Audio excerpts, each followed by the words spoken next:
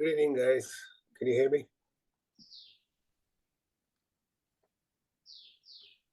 Yes, we can hear you, Suresh. Thank you.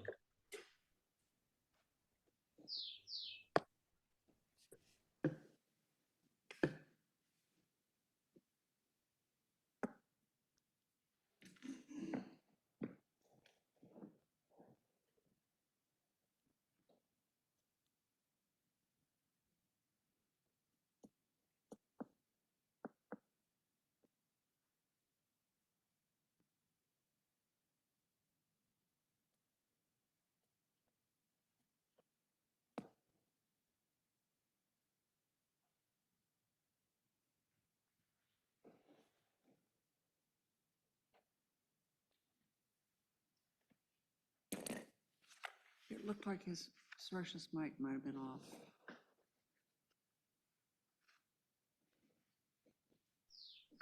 I think he muted himself. We just heard him a okay, second ago. Okay, Yeah, I'm here. great. Okay, let's go ahead and get started. Let's call the Johnston City Council meeting number 24-09 to order. Cindy, roll call, please. Councilmember Cope, Here, Evans, Here. Martin, Here. Reddy, Here.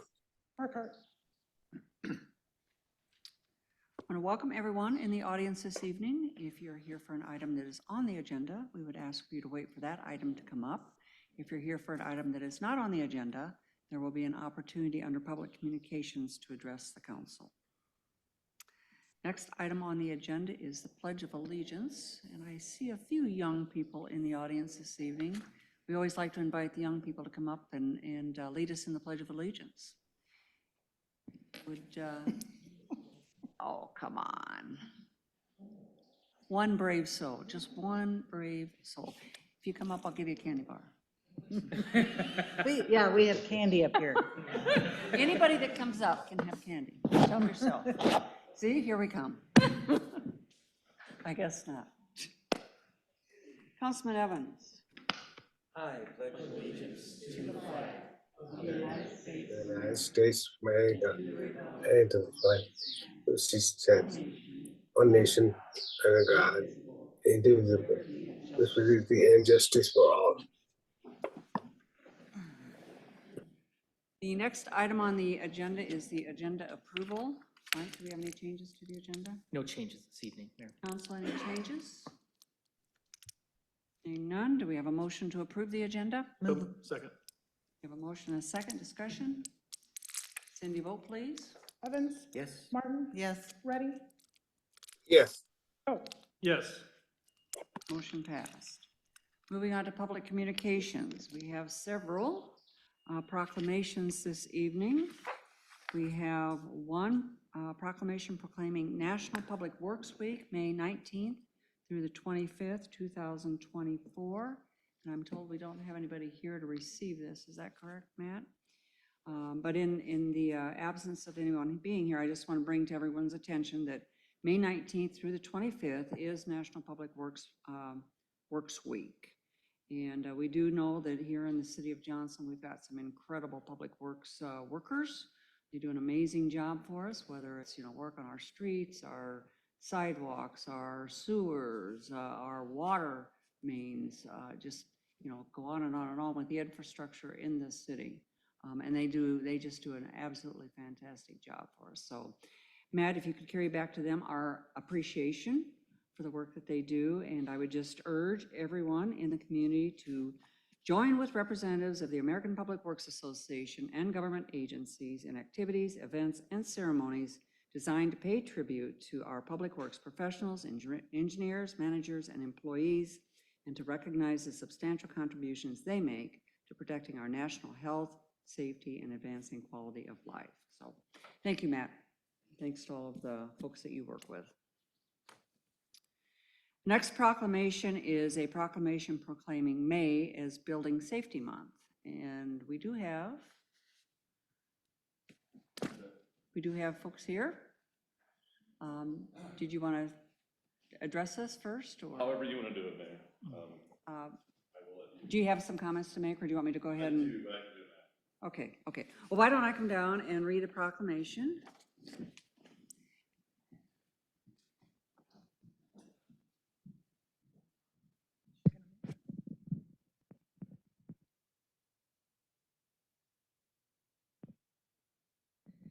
And before I, is it on? Okay. Before I do this, I think we're all aware that it's important that our buildings be safe. We just had a little bit of a conversation about that. But, you know, the safety involves things like the structure of the buildings, you know, you know, addressing the fire codes, you know, just all of the things that make our buildings safe.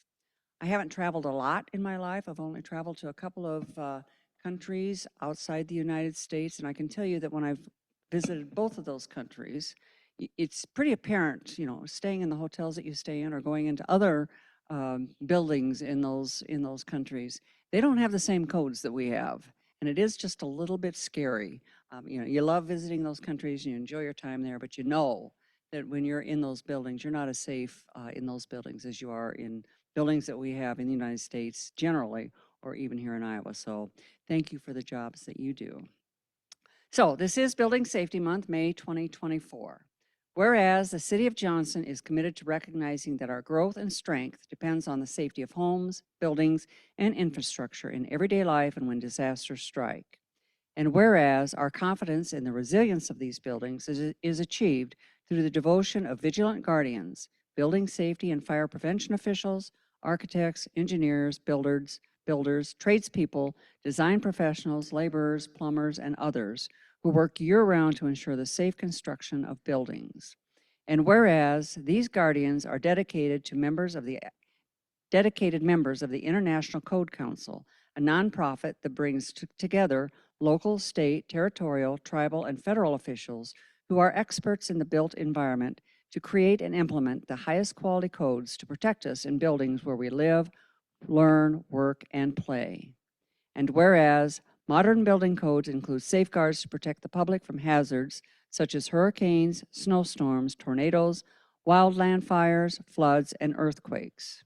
And whereas Mission Impossible, the theme for Building Safety Month 2024, encourages our citizens to consider the commitment to improve building safety, resilience, and economic investment at home and in communities, and to acknowledge the essential service provided to all of us by local and state building departments, fire prevention bureaus, and federal agencies in protecting lives and property. Now, therefore, I, Paula Dierenfeld, Mayor of Johnston, do hereby proclaim the month of May 2024 as Building Safety Month. Accordingly, I encourage our citizens to join us as we participate in Building Safety Month activities. And I'll sign this. So I would just like to take a few minutes to introduce staff. Some very familiar faces, some probably not. So first we have Eric Ream, a most seasoned inspector who's been with the city a long time. The next is Eric Clark. Eric joined the city, it's been 2 years now. And then Paula Schnorr. Paula is the newest one. She is our neighborhoods inspector, so she joined us in January. Two Paulas. And she's been doing great, hit the ground running, and she's doing a fantastic job, so I just want to introduce her. And then Sheila Kasanga. Sheila is the face of the department. She's the one everyone sees every day. So, but I would like to just thank council, you mayor, and as well as the citizens and staff for all the support that we receive year round. It makes our job that much easier when we have the support and the stuff we need. So I just want to say thank you. Again, you do a fabulous job. So, and you've got an incredible team here. I know that they do their jobs, they do them well, and they work hard every day for us. So thanks for being here with us this evening. I'm going to sign this, and then we'll invite the council down to have a picture taken.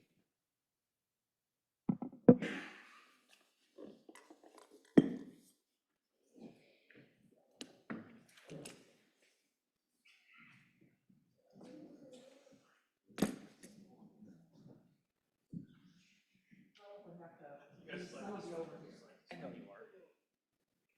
I'm not really using that either. Buckle my shoe.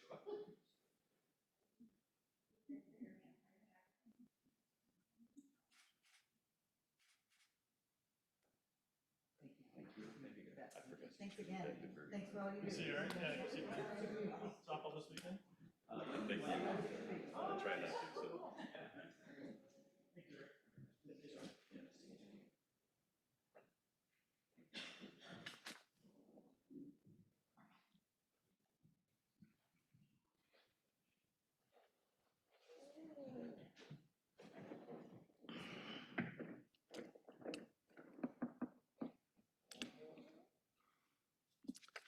Okay, the next item is a proclamation proclaiming National Police Week 2024. Chief, did you want to make any comments, or do you want me just to roll into that?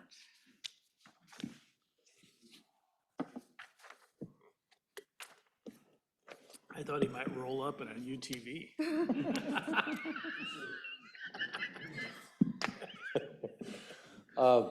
Good evening. You're going to hear me speak a lot more yet tonight, so we'll keep it short right now. But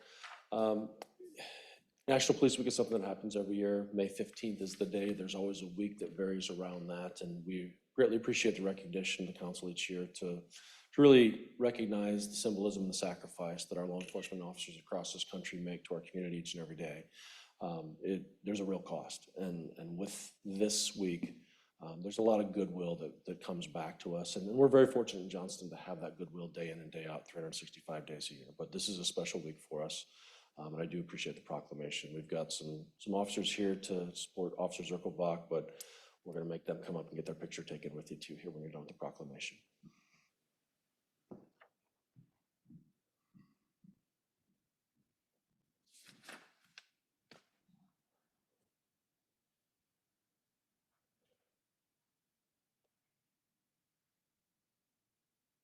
So this is National Police Week 2024, Sunday, May 12th through Saturday, May 18th, 2024. Whereas there are more than 800,000 law enforcement officers serving in communities across the United States, including the dedicated members of the Johnston Police Department. And whereas since the first recorded death in 1786, more than 24,067 law enforcement officers in the United States have made the ultimate sacrifice and been killed in the line of duty. And whereas the names of these dedicated public servants are engraved on the walls of the National Law Enforcement Officers Memorial in Washington, D.C. And whereas 282 new names of fallen heroes are being added to the National Law Enforcement Officers Memorial this spring, including 118 officers killed in 2023 and 164 officers killed in previous years. And whereas the service and sacrifice of all officers killed in the line of duty will be honored during the National Law Enforcement Officers Memorial Fund's 36th Candlelight Vigil on the evening of May 13, 2024. And whereas the Candlelight Vigil is part of the National Police Week, which will be observed this year, May 10 through the 16th. And whereas May 15th is designated as Peace Officers Memorial Day in honor of all fallen officers and their families, and U.S. flags will be flown at half-staff. And whereas, and now therefore, I, Paula Dierenfeld, Mayor of the City of Johnston, will observe May 10th through the 16th, 2024, as National Police Week in Johnston, and publicly salute the service of law enforcement officers in our community and in communities across the nation. In witness whereof, I hereto set my hand and the seal of the City of Johnston to be affixed the 6th day of May 2024. And I've signed it, and it does have the seal on it. I just want to say, and you guys hear me say it all the time, you are the best. You know, we have the absolute most amazing police officers in this community. You are so well trained, so well educated, and so committed to your jobs. You know, we can't say it enough. We really appreciate what you do for us every day when you go out there and protect our residents and put your lives on the line. So we really appreciate you. Thank you so much for everything that you do.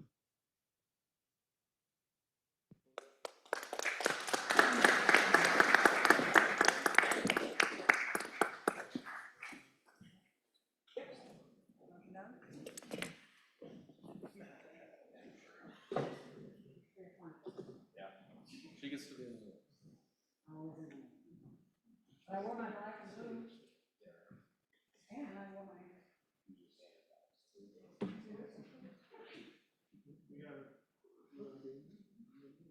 Yeah, that'd be great.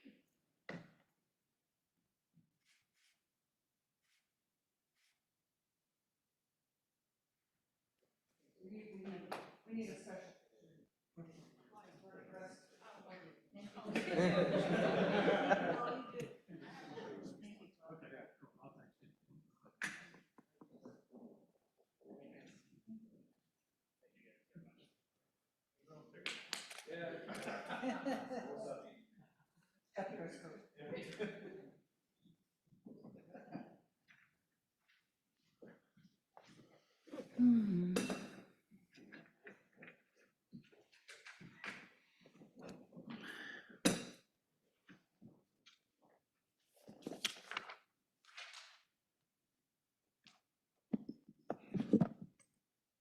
The next item on the agenda is the oath of office for Johnston Police Officer Mark Zirkelbaugh. Chief?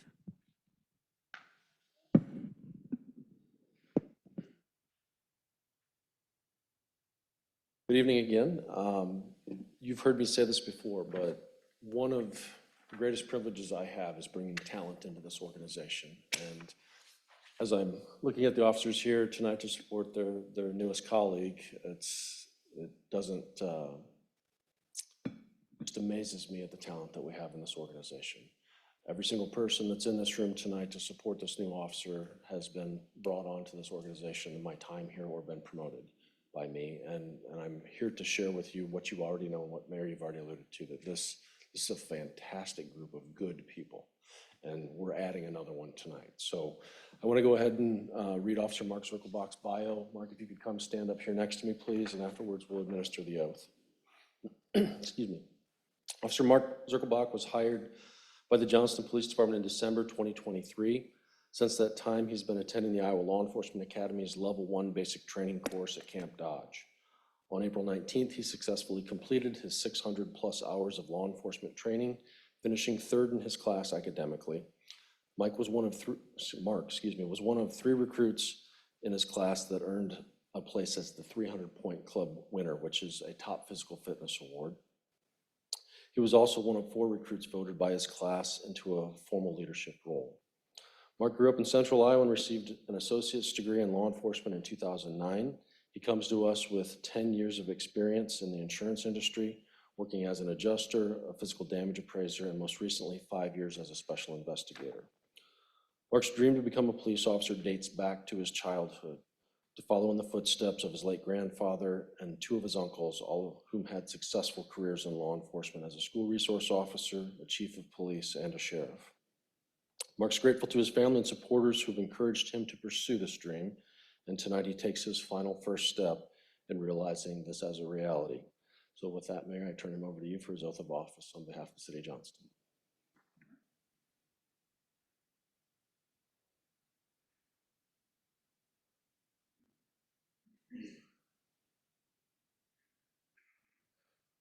Please raise your right hand and repeat after me. I, Mark Zirkelbaugh, I, Mark Zirkelbach, do solemnly swear do solemnly swear that I will support that I will support the Constitution of the United States the Constitution of the United States and the Constitution of the State of Iowa, and the Constitution of the State of Iowa, and that I will faithfully and impartially, and that I will faithfully and impartially, to the best of my ability, to the best of my ability, discharge all duties discharge all duties of the office of police officer of the office of police officer in Johnston, Iowa, in Johnston, Iowa, as now or hereafter as now or hereafter required by law. required by law.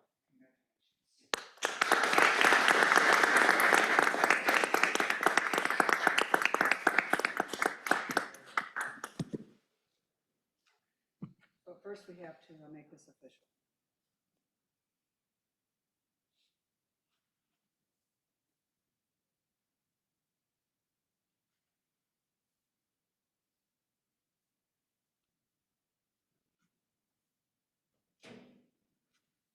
You're much quicker than I am. Must be a shorter name.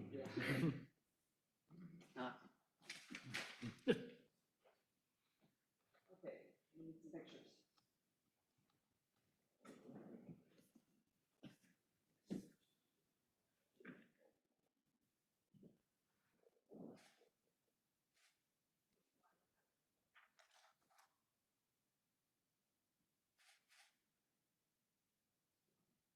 Whoops, sorry. Come on up.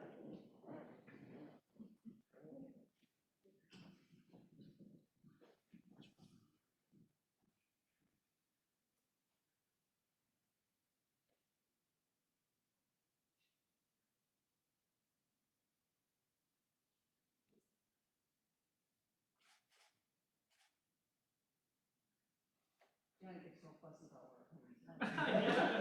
noticed. Thanks for joining us.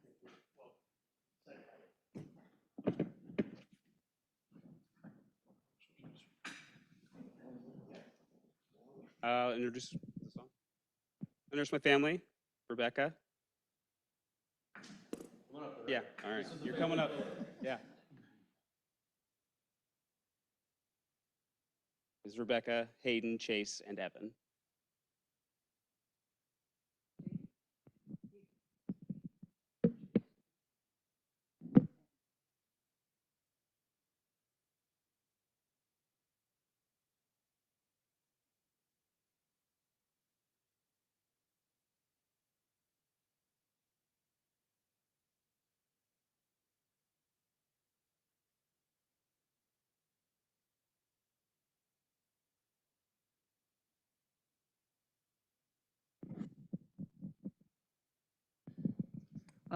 Mark, welcome aboard. I know that, the chief always does a great job of identifying, selecting some really great talent to join our police force. So we have high expectations, but we know that you'll be able to meet them. So we wish you all the best and thank your family for being here this evening. And, we look forward to seeing you on the road. You bet, you bet. Congratulations.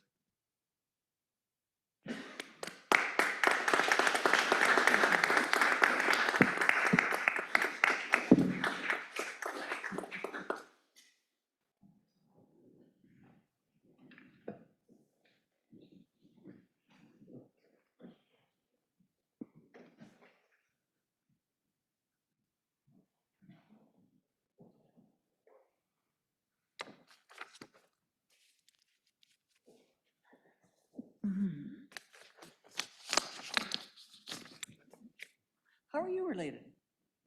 How are you related? Okay. And he still married your daughter and after finding out who was, we could talk about that later.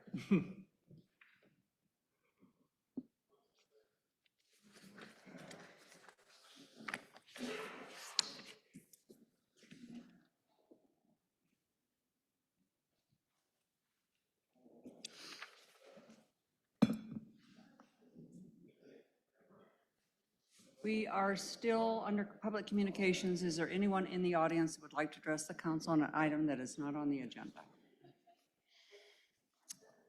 Seeing none, we'll move on to public hearings. We have two public hearings this evening.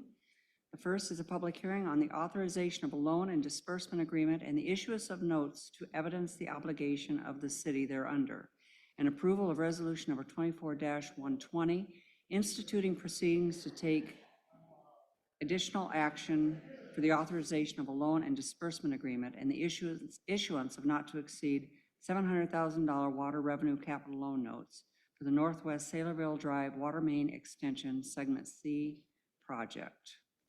And we'll open this public hearing at 7:39. Pat. Good evening, Mayor and members of the council. Tonight's public hearing is to authorize the city to enter into an agreement with the Iowa Finance Authority to not exceed $700,000 to finance the planning and design of the Northwest Saylorville Drive Water Main Extension Segment C project as shown on the map in green. The design shall consist of the water main extension from the end of Segment B up to Northwest Beaver Drive and then along Northwest Beaver Drive back towards our north city limits and connect to the existing 12-inch water main near the weather station at our north city limits. This will consist of approximately 17,000 feet of water main that will service the Northwest growth area.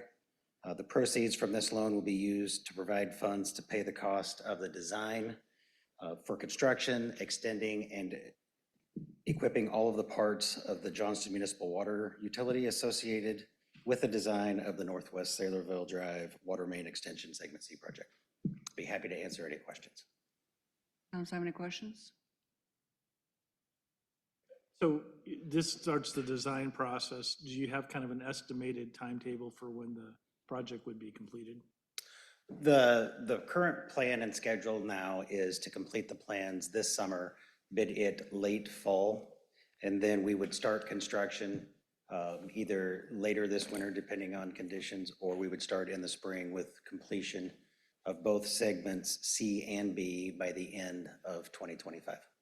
Okay, so the idea would be hopefully in 2025, we would do C and B together. Right. Okay, great, thanks. Other questions for Matt? This is a public hearing on this item. Is there anyone in the audience that would like to address the council? Seeing none, we will close the public hearing at 7:41. Do we have a motion to approve resolution number 24-120? So moved. Second. We have a motion and a second discussion. Cindy, vote please. Councilmember Martin, Yes. Ready, Yes. Cope, Yes. Evans. Yes. Motion passed. Item 4B, public hearing on the matter of adoption of plan specifications, form of contract, and estimate of cost for the Little Beaver Creek Sanitary Sewer Extension, Segment C, and consider resolution number 24-123, adopting plan specifications, form of contract, and estimate of cost. Consider construction bids, and consider resolution number 24-124, making award of contract. And we'll open this public hearing at 7:42. We're designing a lot of segment Cs, or constructing segment Cs, but on April 24th, the city did receive bids for the Little Beaver Creek Sanitary Sewer Segment C project, which is indicated here on the map in blue. The project is located at the terminus of Segment 2A on Towner Drive and will extend sewer west of Highway 141 to serve residential and commercial properties. The project will consist of a gravity main, a force main, and a lift station on the west side of the roadway. This is the third phase of extending sanitary sewer to the northwest growth area. The project is partially funded with approximately $1 million from the Cindy Axne Grant Fund that the city was awarded. There were 6 bidders on the project. The engineer's opinion of probable cost was $3,622,227.50. The low bid received was $3,129,426. The certified bid tab does show On Track Construction LLC was the low bidder at approximately 16% under the engineer's estimate. Staff of the engineer would recommend approval of the project and would be happy to answer any questions. And just one note, we have worked recently with On Track. They did the Meadowcrest Townhome Storm Sewer Project over just off of Pioneer Parkway. And previous to that, we did work with them as a subcontractor on Beaver Drive overlay and trail project on phase 3. They were the underground contractor or subcontractor for that project. Council, any questions for Matt?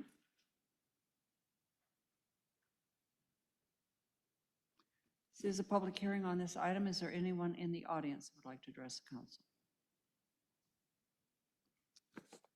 Seeing none, we'll close the public hearing at 7:44. Do we have a motion to approve resolution number 24-123? So moved. Second. We have a motion and a second. Discussion? Cindy, vote please. Councilmember Ready, Yes. Burkhart, Yes. Cope, Yes. Evans, Martin. Yes. Motion passed. Do we have a motion to approve resolution number 24-124? So moved. Second. We have a motion and a second. Discussion? Cindy, vote please. Councilmember Martin, Yes. Ready, Yes. Burkhart, Yes. Cope, Yes. Evans. Yes. Motion passed. Moving on to the consent agenda. Do we have a motion to approve the consent agenda? So moved. Second. Motion and a second. Discussion? Cindy, vote please. Councilmember Burkhart, Yes. Cope, Yes. Evans, Yes. Martin, Yes. Ready. Yes. Motion passed. Moving on to the non-consent agenda, 7A, second consideration of ordinance number 1116, amending the Code of Ordinances of the City of Johnston, Iowa for the purpose of revising public regulation, parking regulations, and fine amounts.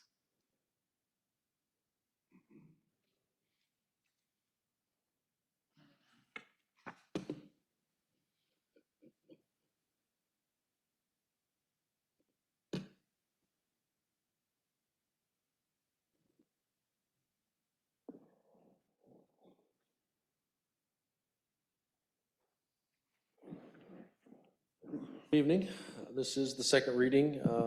Take you back to the discussion points that we had after the first reading, that we've gone back and had some additional discussion as staff and also with legal counsel, trying to make sure that we've got everything in alignment with the desire to move forward with this. So we're continuing, just to refresh, the marked fire lane piece is not something that's been in code before, so we're establishing that through the ordinance along with a $50 fine for it.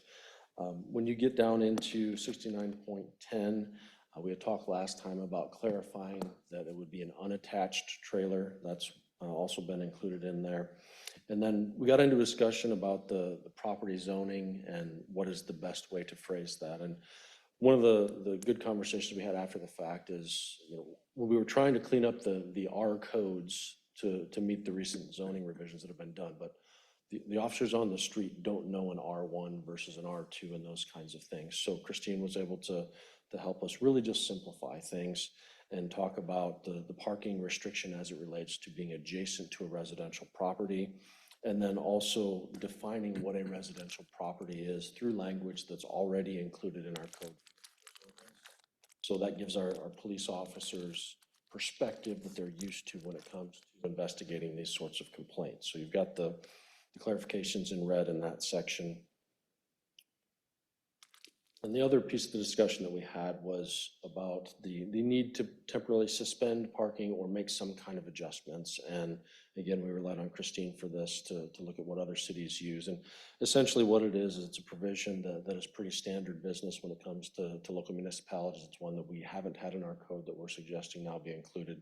And essentially gives the police chief the authority, based upon certain emergencies or appropriate public safety needs, to make a temporary suspension or an adjustment to the parking provision. So the conversation was in relation to parades and some of those other special events that we have, not getting into that letter of the law discussion.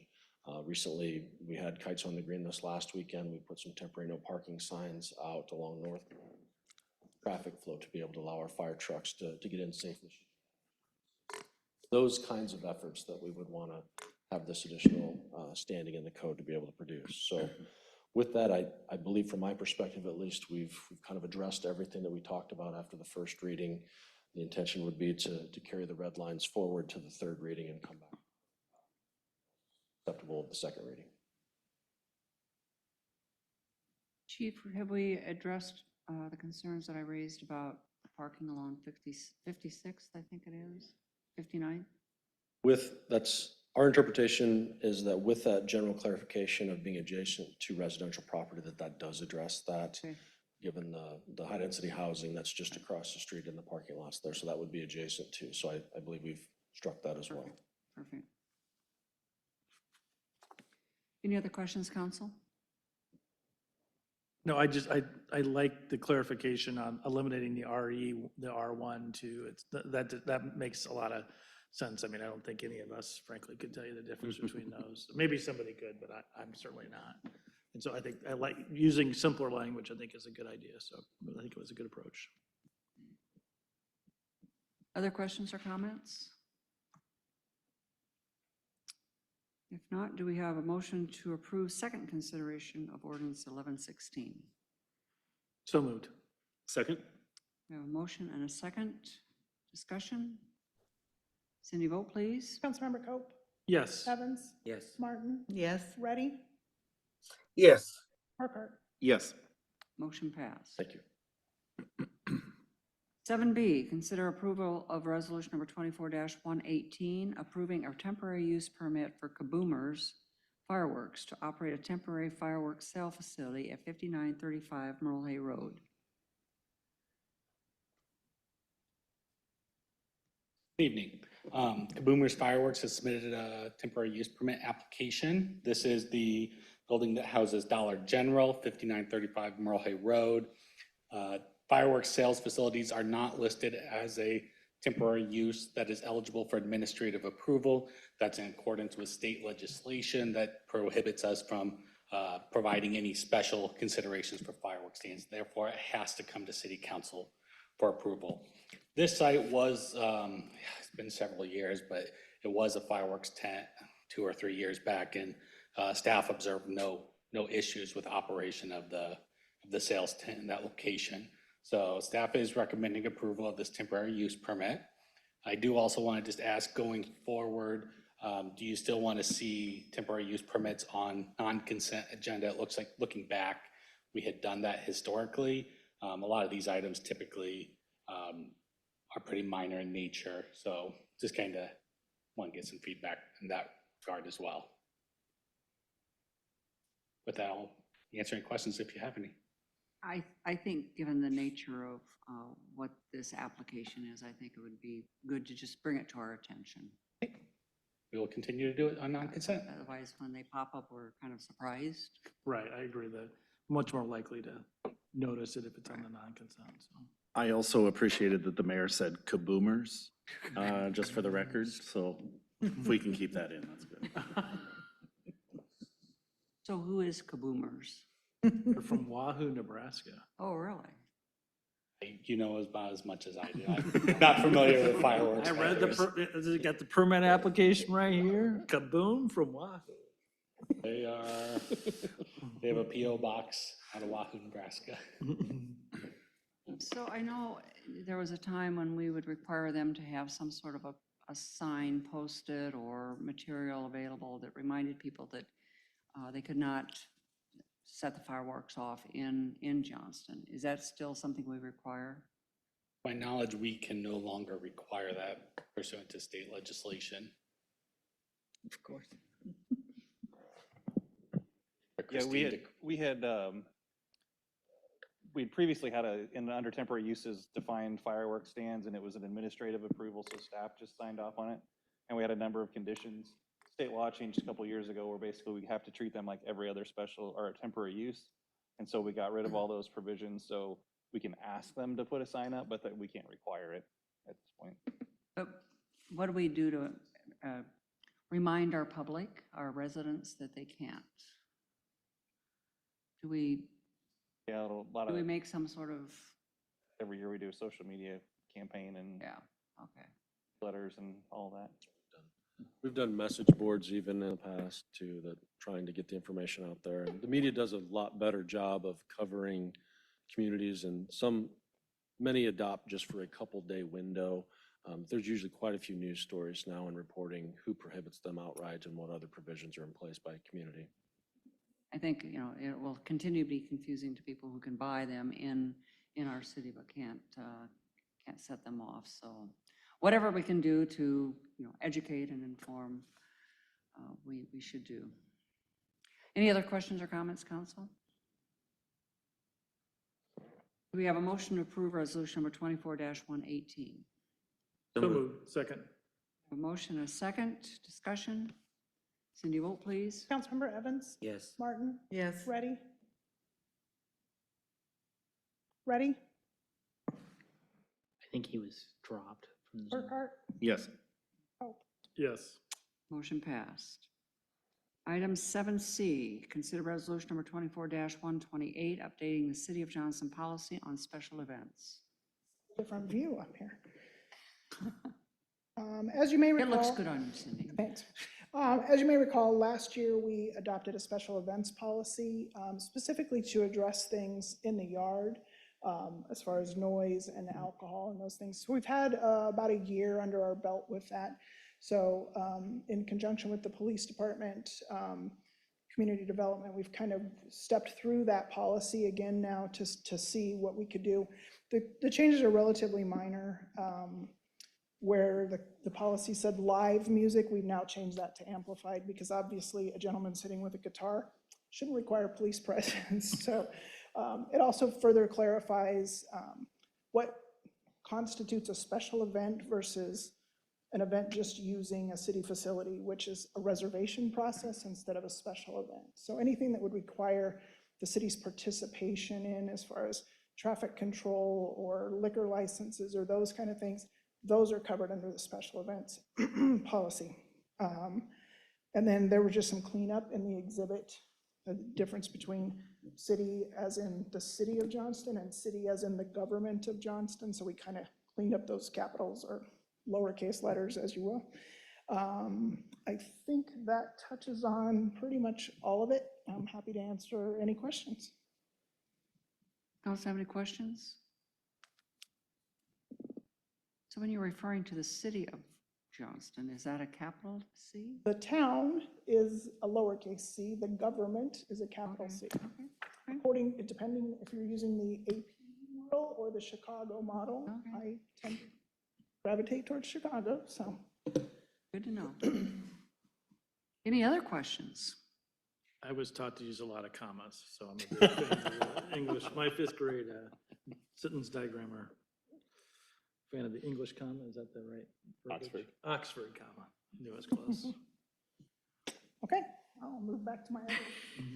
Before somebody has a real question.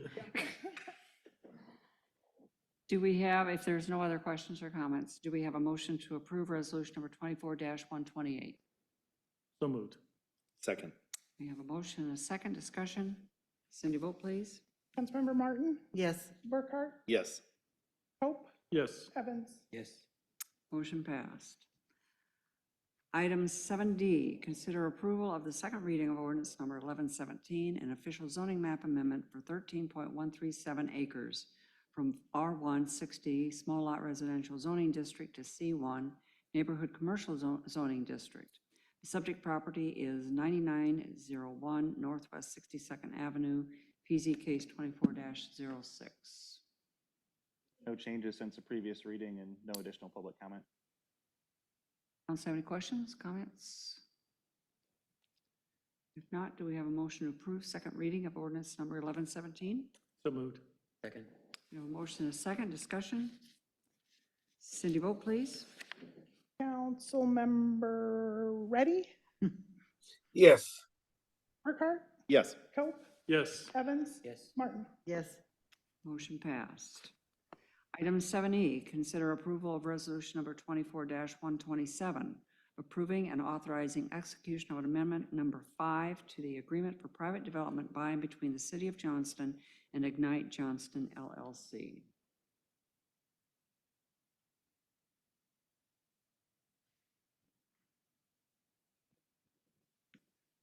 Evening, Council. As the mayor mentioned, would be the Fifth Amendment to our agreement with Ignite Johnston LLC. In essence, this is amending just simply the date for the developer to meet the minimum improvements defined in the development agreement.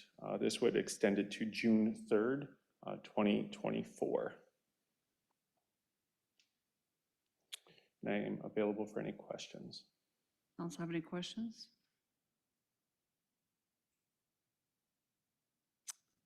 Seeing none, do we have a motion to approve resolution number 24-127? So moved. Second. We have a motion and a second discussion. Cindy, vote please. Councilmember Burkhart, Yes. Pope, Yes. Evans, Yes. Martin, Yes. Reddy.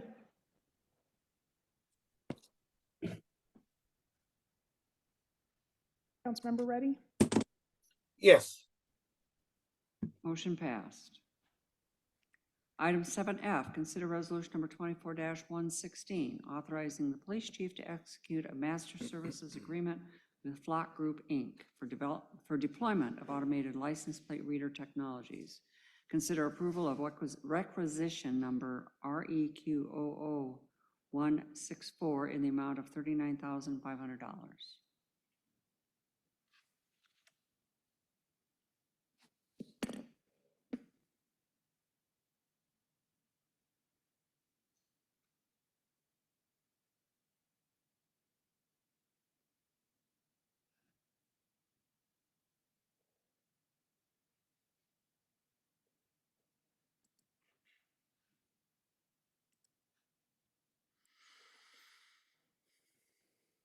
Okay, good evening. This is my last one, I promise. It's the last one on the agenda. Well, that's why I can promise that.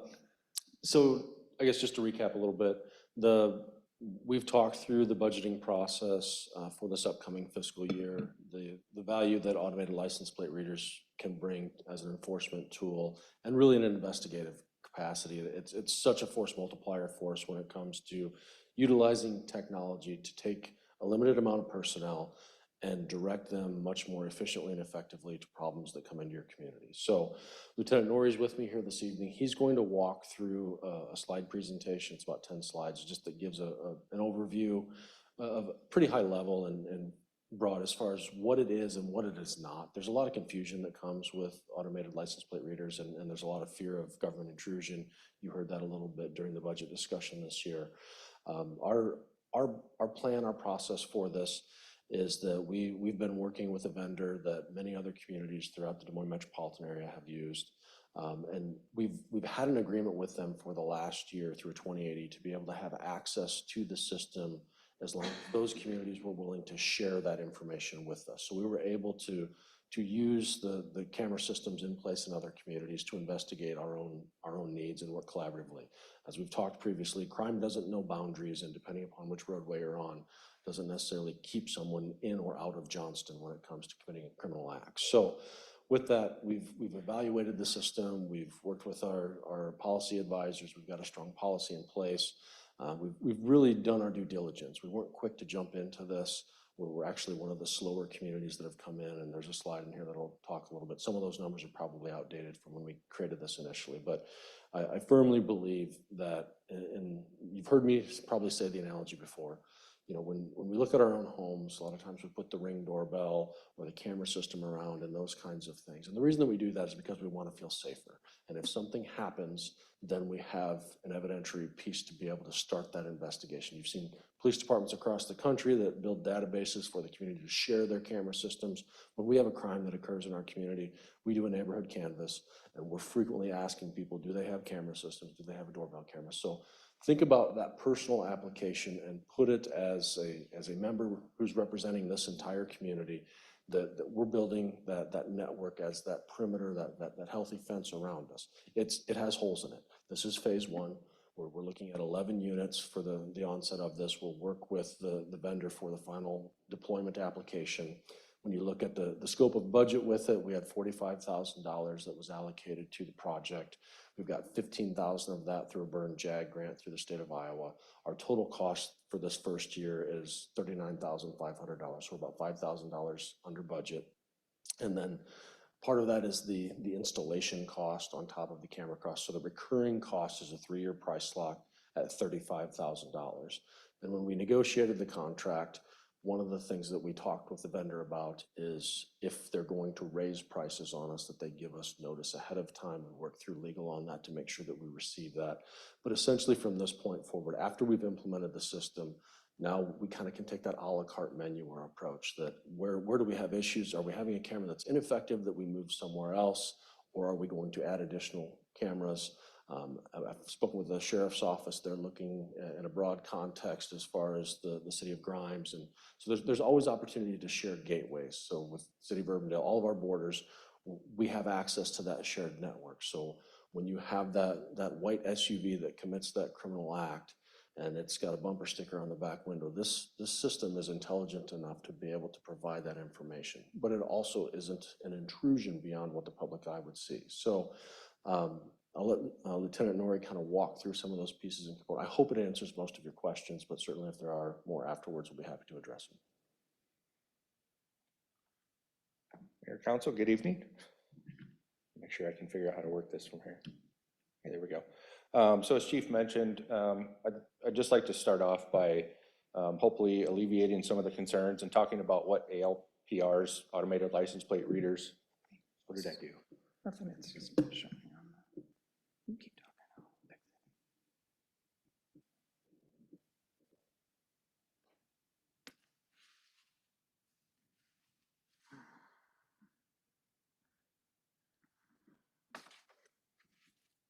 Visual aid. So again, I'll just start off by explaining what they're not, because I know there's a lot of concerns with people about government intrusion, Big Brother. So first and foremost, any of the data or any of the images that are obtained by the system, they're considered confidential intelligence data, and they're strictly regulated, and they're not subject to public disclosure, and that's per Iowa Code Chapter 22.7 and 692.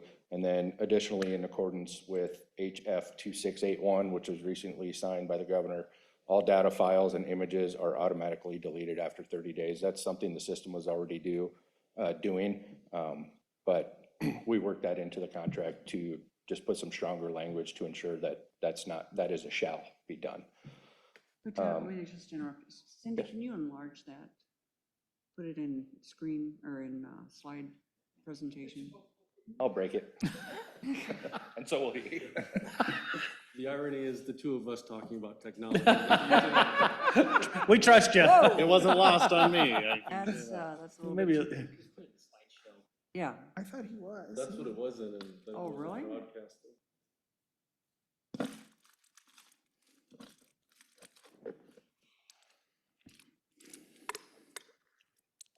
There we go. That's better. Got it. So continuing on that, the only time images or files from the system would be stored longer than 30 days is when they're used for a criminal investigation. And at that point, we would extract them from the system and we would log those into our evidence like we would with any other evidence. So what they are not, I want to hit on the second one, the purple slide first. They're not traffic enforcement devices. They don't measure speed. They don't capture red light runners. They don't capture people running crosswalks or school bus stop arms. That's not what they do. They only capture images, still images of the rears of vehicles. There's no video or audio, and there's not going to be a police officer sitting in a real-time crime center looking at these cameras live. We're just looking at still images. In fact, these cameras are set up so they purposely do not capture driver images, but rather just vehicle information. And again, that is the back of the vehicle. And any footage that's captured is owned by the agency. It's not owned by the LPR system, and it will never be shared by them without our express permission. And lastly, the information is only available to law enforcement or prosecuting agencies, and it's not public information. And again, the data is deleted after 30 days.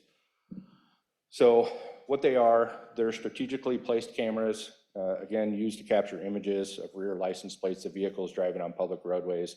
And they're used to solve crimes and also to intercept crimes by objectively gathering evidence and facts about vehicles, not people. They have a very robust search function. You can search full license plates. You can search partial license plates. You can search images with or without license plates.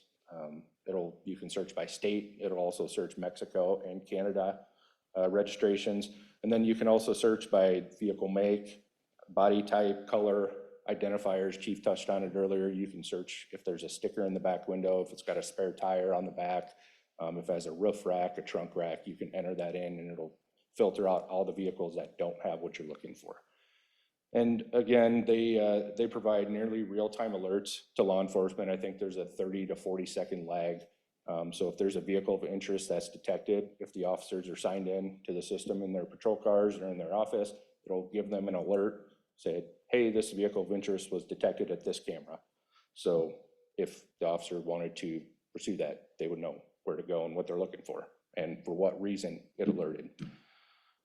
So some of the examples of what will cause an alert is any license plate information that's entered into NCIC, which is the National Crime Information Center. That's a nationwide database.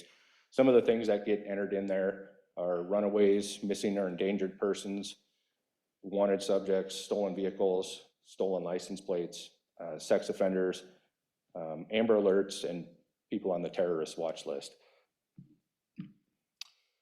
And then there's also what's called a custom hot list. So that's vehicles that can be entered by the department into the system when NCIC isn't appropriate or where NCIC entry would take too long. So that would be like, hey, we just had a robbery at the Casey's. We have a vehicle description, but it's going to take us a minute to get the required paperwork filled out to get that into NCIC, whereas we can just have someone log into the system and enter that right away.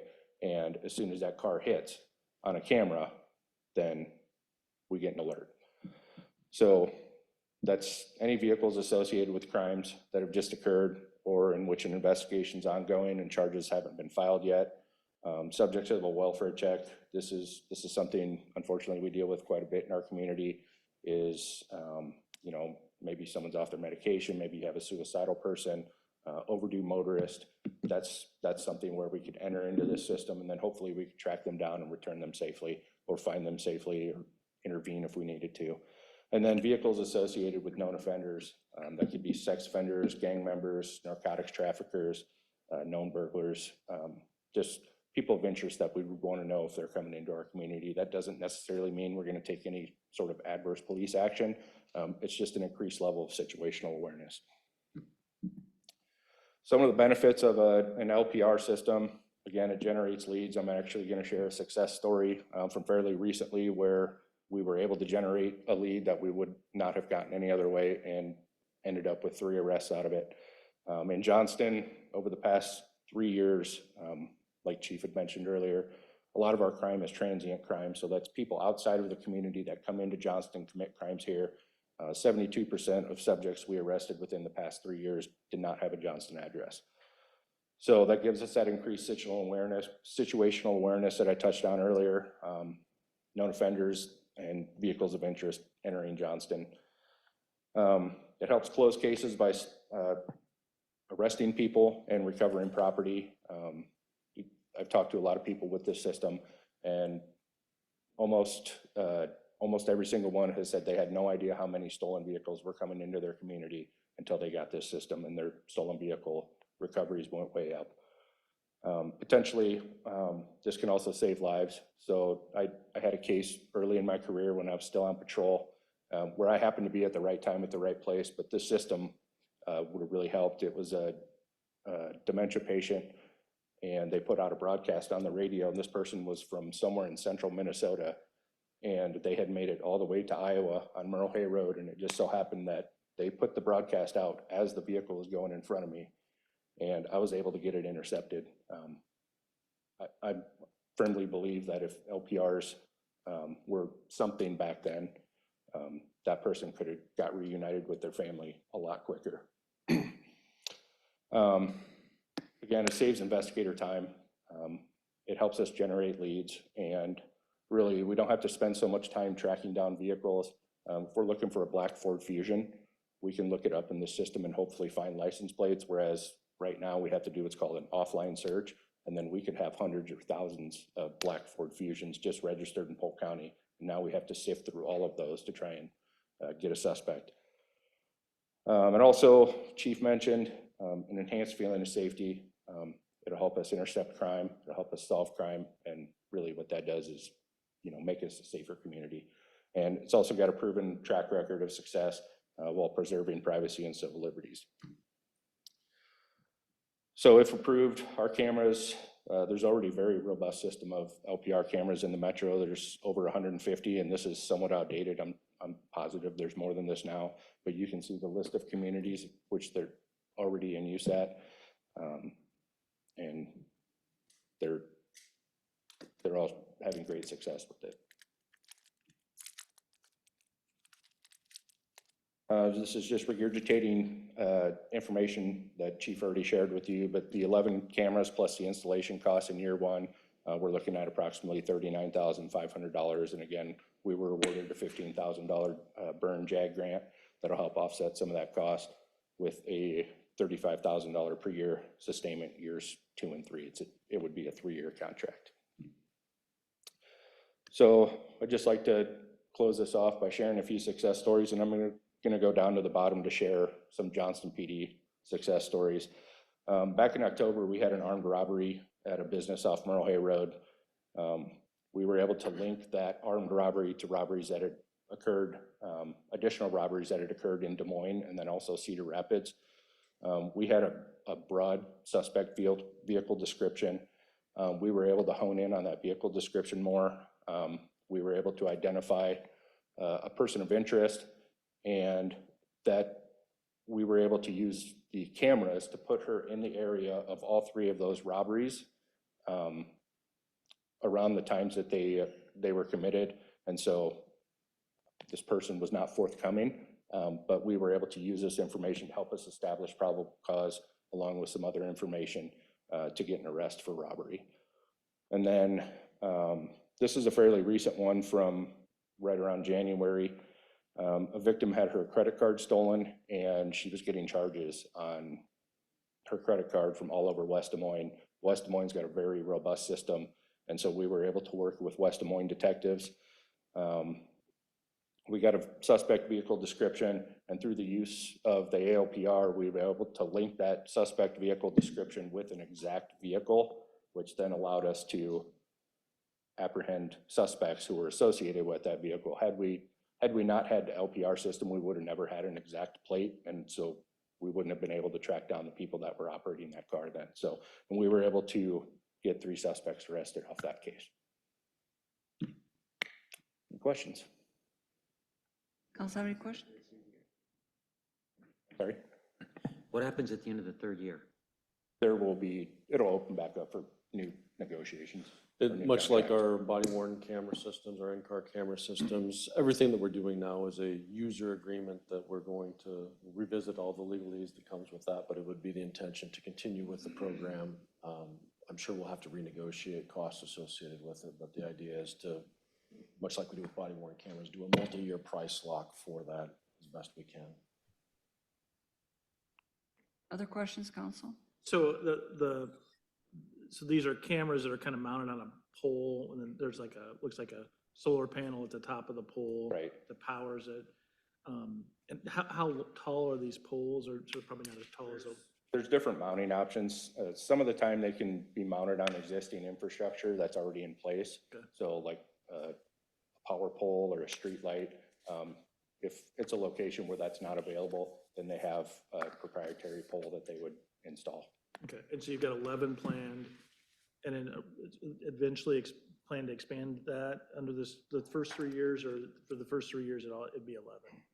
Yes, initially when we started the budget process for fiscal '25, the intention was to circle back with a phase 2 to add additional cameras. What we've done is try to reprioritize the most valuable pieces of the puzzle that we want to implement first, and then based upon our budget discussions for next year, there'll be an additional ask for a dollar amount to add more units, but we'll have, well, 6+ months worth of activity, hopefully, from the camera system. So we'll be able to find holes potentially in our deployment strategy. And then it really becomes a matter of the council and the fiscal priority that you're balancing with everything else and trying to find that right funding amount. Thank you. Any other questions? Mayor, I do. The $35,000 price lock, is that open for increase if we were to add cameras though within that 3 years? Or is that regardless of the amount of cameras that we were to implement or deploy? So the way we've set it up is that we have a specific dollar amount for 2 different types of camera systems. One is $3,000, one is $5,000, and that should last for the duration of the contract that we've got in place. If they choose to change that amount, they must give us 6 months or 12 months, 12 months notice prior to that to allow us the opportunity if we would choose to add additional cameras before.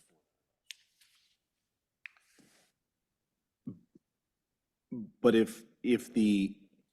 since we have cameras at a $3,000 and a $5,000 metric, if we don't deploy or have active all 11 cameras, or if we add others, there will be price adjustments? Or there'll be an additional cost per unit. There will be. Yes. Okay. All right. Any other questions, council? Yes, I do. This is Suresh. Chief Sergeant Nori, I think the presentation was very good, excellent. There's a lot of positive things out of that, but I do have a couple of questions to ask. The LPR system is right now installed across the metro area with different police departments. So is there plans to share Johnston's LPR data with the metro, or is there only specific information will be shared with the rest of the metro? Yeah, the plan would be to share our camera information with the other metro agencies, just as they do with us. That's what makes the system so powerful. I can't The more hear cameras you. you add to it, the more successes you're gonna have. And again, they've already been gracious enough to. Sergeant Nori, I can't hear you. Sorry, I'll start over. Yes, the plan would be to share our camera information with the other agencies who are using the same system, much the same way that they share that information with us. And that's what makes the system so successful, is the more cameras you have, the more coverage you have. And that really helps increase the success of the program.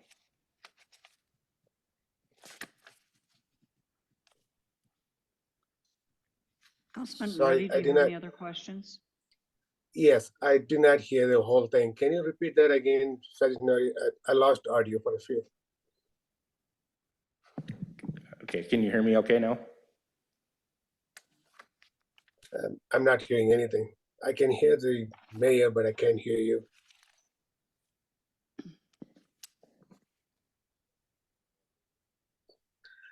Well, Try this.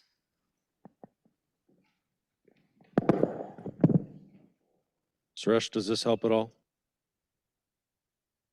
no, that's okay. I think I lost my audio here, so but I will follow up. I have another question as well, a technical one.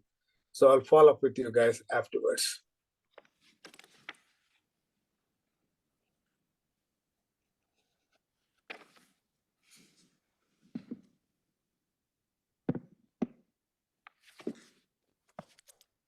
Any other questions, council?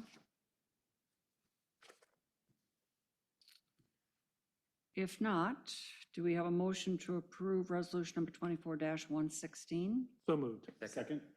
A motion and a second. Discussion?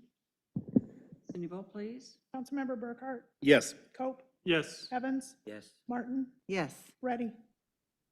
Yes, Motion passed. Do we need a separate motion? Okay. Do Requisition, we have a yes. motion to approve requisition number REQ 00164? So moved. Second. We have a motion and a second. Discussion? Cindy, vote please. Councilmember Cope, Yes. Evans, Yes. Martin, Yes. Ready, yes, Burkhart. Yes. Motion passed. Thank you. Item 7G, consider approval of claims in the amount of $1,738,332.08. Move approval. Second. We have a motion and a second. Discussion? Cindy, vote please. Councilmember Evans, Yes. Martin, Yes. Ready, yes, Burkhart, Yes. Cope. Yes. Motion passed. City administrator comments. Mayor and council, just a quick reminder, we will be doing the part 2 of our strategic plan work with Lyle Simic. Actually, department heads will be meeting with him on Friday for the entire day. And then next week on the 16th and 17th, we have the 17th all day and then the morning of the 17th, Friday the 17th with council. So look forward to it. I think it'll be a great session and appreciate the work you guys done so far on it. I think with some other staff comments.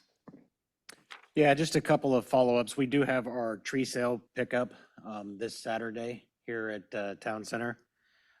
We also, following up, if you remember a couple of meetings ago, we had a gentleman in here about the Purple Heart City.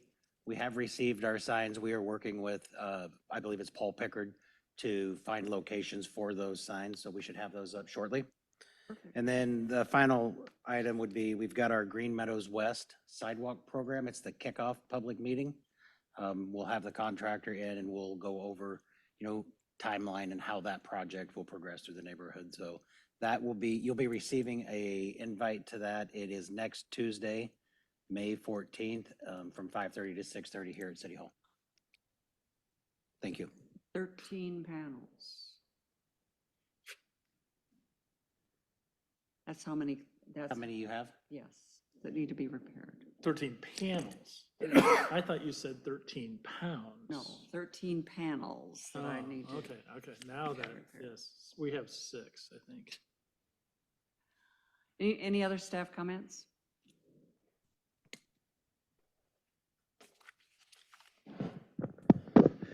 Just one more. National Weather Service did issue a tornado watch for tonight, so we've got some possible severe weather on its way.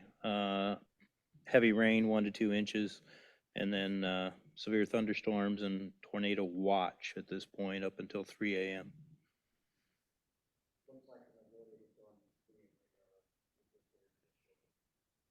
Okay, so I have time to finish signing these documents. And replace a couple of pieces of concrete. There you go. Take There's the a lot contract. of contractors at Green Meadows West right now. Are they? They're doing a lot of work. Yeah. And I've seen some neighbors doing their own work and a lot of activity. Braver than I am. Some trees are coming down. They don't want to have to do it again. City council comments, Councilman Evans, Nothing, thanks. Councilman Coe. I just wanted to thank the staff who pulled together the building department monthly report. I don't know if that's you, Dave, or if that's Adam, but it's a really nice. It's Adam. It, It's Adam does those. yeah, it's a really nice report.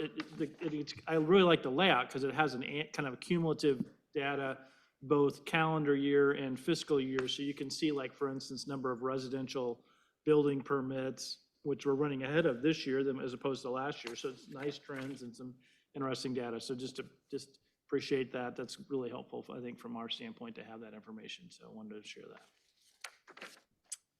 Councilman Burkhart. I will just quickly say thank you to city staff and volunteers on an awesome kite festival. I know the mayor will probably comment on that more. But I also do want to announce, you've probably seen it in our social media, that Holly Saline, has agreed and have been hired on as our new library director. I had the opportunity to greet her at Kites on the Green, and also her family. And so it's wonderful. She won't officially start until the end of the month, the 31st.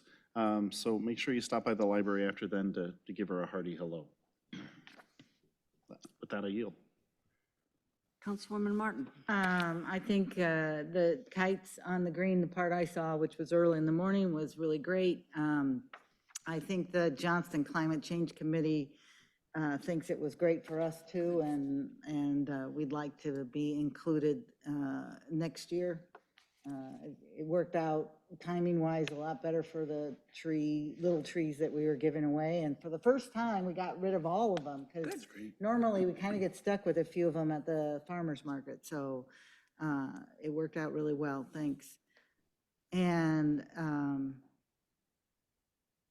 God, there was something else. Oh, on Saturday, the 18th, starting at, I believe it's 10:30, we're gonna have a Camp Dodge tour of the conservation areas, and this time it's a walking tour.